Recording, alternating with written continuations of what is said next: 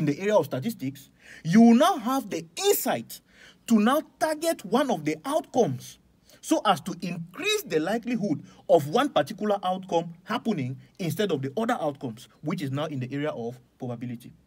So that is one practical situation in which we see that our knowledge of probability and statistics synergize, to be able to make us effective. This one is just one scenario of a coach. The same thing is what the general manager of a company does. The general manager of a company wants to, maybe they are flatlining in terms of credit. Liquidity is reducing, all of that. So they want to boost liquidity in the company. And one way that most companies boost liquidity is by increasing sales. But we are faced with a problem. It's not enough to say increase sales. No, there is a basic principle of demand and supply. If we cannot determine that increasing sales is going to have the outcome that we want, we cannot do it. That's true. So the probability of increasing sales producing increase in liquidity remains a question of probability. So how do we tackle that? We need to come back to the data. In that particular situation now, we do predictive analysis in the area of statistics. We look at the trend of sales of the particular products that we're offering and try to identify the products whose trends are increasing so as to give higher likelihood of that outcome that we want. In that particular case now, what do? We increase the sales of those particular goods which have a higher probability of boosting those that liquidity preference. The general manager does that every day. It is true that he does that by data he takes from the accounting department, from the marketing department, and all of that. But unless he is able to put all of that data together, analyze it and interpret, which is statistics, he will not be able to determine the outcome which he wants, which is now the area of probability. So these are some of the practical ways in which we use our knowledge of statistics and probability in the field. Yeah, there is also this funny example I want to give, especially for these parifoot people who play parifoot. Yes, because when there is a particular match, you see most of these parifoot players, when they go to cut their ticket, right? Most of these parifoot players, what I've seen, right, is that probably if they have a particular match they want to play, then it can give them now. They can use it now to be able to determine what exactly they are going to bet for. Which risk is worth taking. Which risk is worth taking, which is then now gathering all of those, taking all that information in statistics, right? Doing all of that in statistics. Then now with that statistical information, you can use it now to say, from this information I'm gathering, the probability of this team winning or the probability of this team getting a draw in this particular match is high, so I bet my money on a higher probability of it occurring. And that's why you need good statistics. You need a real exactly. stats, as they say. Yes. And there are people who are actually really, really good at doing that. That I've seen. They have chopped a lot of money from Pari for using those statistics. So that is another example of. Thank you very much. To those who are just tuning in, you're on to Science in Action. Science in Action, a program which is being sponsored by Senator Lionel Fonderson to keep the students engaged and educated while at home. We run this program for 1 hour. Today we are talking on statistics and probability. We have a set of questions which we have put aside, and there are gifts to be won, cash prizes, and kits to help you fight the coronavirus if you answer the right question. So I will go ahead with the question. The first question is, if there are 10 balls in a bag, 5 white and 5 red, what is the probability of picking a white ball if you send your hand in the bag? What is the probability of picking a white ball if you send your hand in the bag? Second question, name 3 kinds of religion practiced in the world. Name 3 kinds of religion practiced in the world. Third question, is statistics necessary when dealing with probability? Is statistics necessary when dealing with probability? You call or text us on the number 681-163860. 681-16. The data, actual data, which is informing a particular choice in terms of one outcome or the other. I give a very simple example. It is when 100 people or 2 million people apply for a job, where, for example, the government wants to recruit 2,000 people, and then 2 million people apply for it. Now, the probability of you in that 2 million people being one of the 2,000 people can be calculated. Yeah.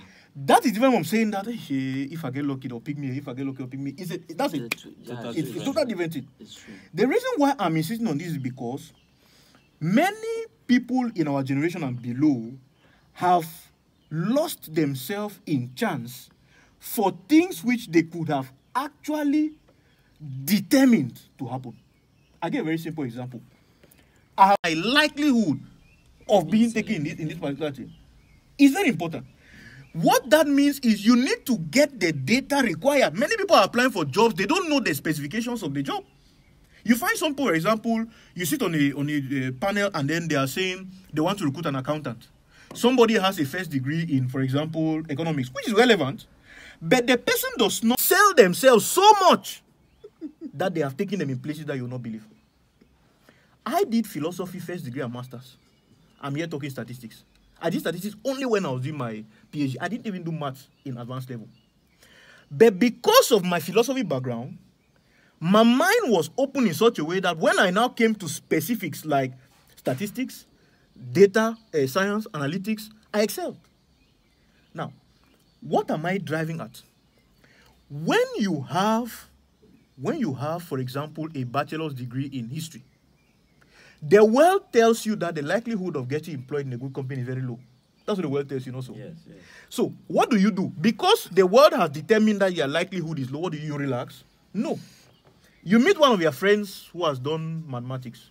Ask him, did you do probability? Say, okay, please, can you explain to me this probability thing again? Then he explains to you that, okay, probability is that if there is a bag, and then there are 3 balls in the bag, and one is blue, one is white, one is black.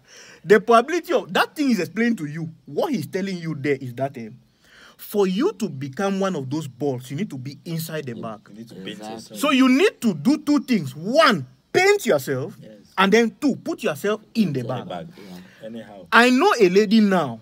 I personally hired her in one of the companies I was working for in Douala as head of marketing. She did history in the university. But she's a lady. Women know how to flirt around and get us spend money. Why not use that gift to more than your boyfriend? You know what I'm saying? Yes. They use it on their boyfriends, on their husbands to get money. There you go, professional. Can you not go professional with that gift? skill, yeah. And that's what she did. Right now, she's one of the best marketers I know. And believe you me, she has never studied marketing. What is the point? The point I'm making is probability cannot work without statistics. But what is statistics? Like we said in the beginning, you need to gather information. What information are you gathering? What information are you collecting? What information are you analyzing? What interpretation of that information are you making? Yes, I have a degree in history. Okay, that is one part of the information. Yes, they are looking there for somebody with marketing. That's another part of the information. How do I make myself in that category? That's the next part of the information. Now, if you gather all that information and you analyze it properly, and you interpret it properly, you will know what to do to increase your likelihood or to reduce your likelihood. That's the point we're making here. So the math students, because I've been talking about people who have not done maths.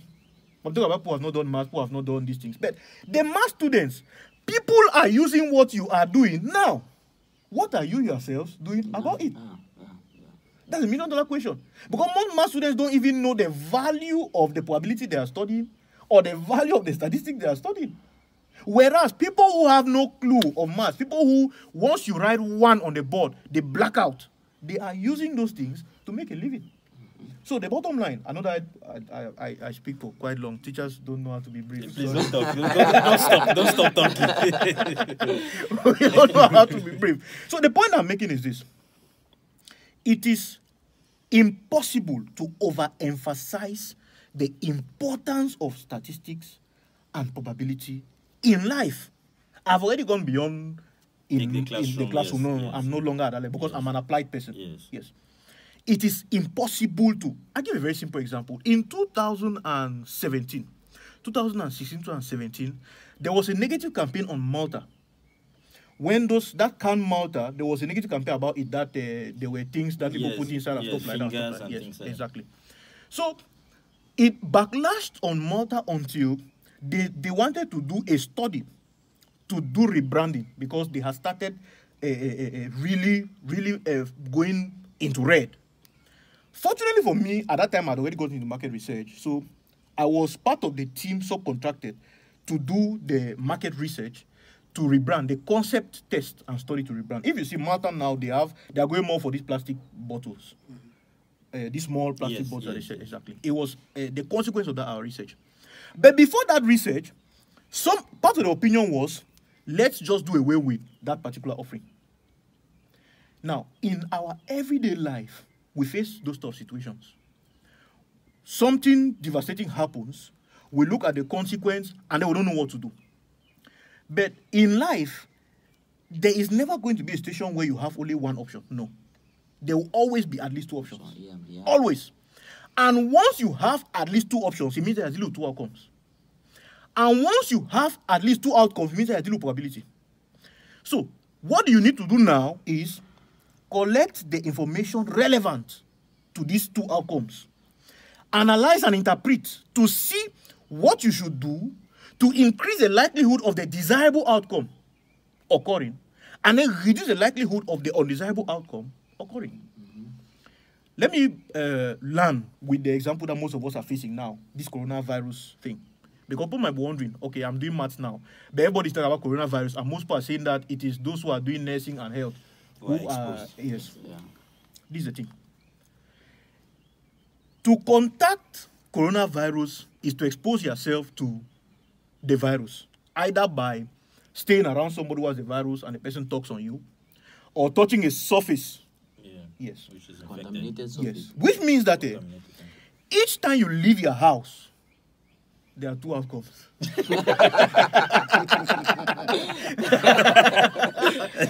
time you leave your house, there are two outcomes.